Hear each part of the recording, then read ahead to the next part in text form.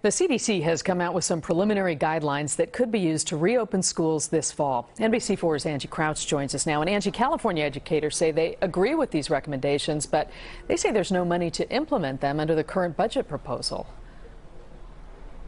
Yeah, that's right. A coalition of educators here in California sent a letter to state lawmakers telling them they need more money, not less, if we're going to safely reopen schools this fall. They say if more funds can't be found, they worry that campuses could become a breeding ground for coronavirus this fall.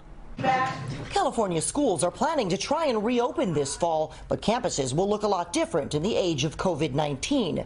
Many of the CDC's recommended guidelines for schools resemble changes we've already seen in other countries. The CDC recommends everyone wear a face mask. Desks should be 6 feet apart. Hallways should be designated as one-way routes. Plexiglass barriers should be installed in cafeterias and other gathering spots. Students should stay 1 seat apart on school buses and may have their temperature checked each day. School start times could be staggered, allowing smaller class size, and some classes could be held outdoors. We need to increase our budget for schools to properly reopen our schools. The head of the California Federation of Teachers says if the state goes ahead with plans to cut $19 billion from California schools, more than 57,000 teachers and 125,000 support staff could be laid off, making safety measures even more difficult.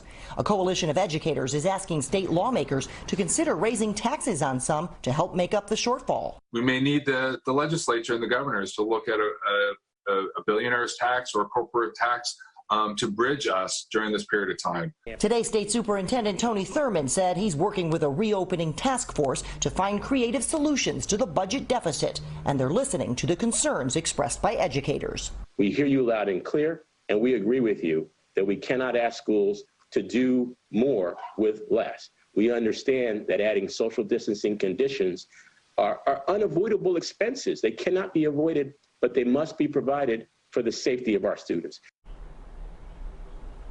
Now, Governor Gavin Newsom has asked the federal government to send more pandemic aid. If that money does come through, educators feel that they can likely implement measures that would allow schools to safely reopen in the fall. Reporting live, Angie Crouch, NBC4 News.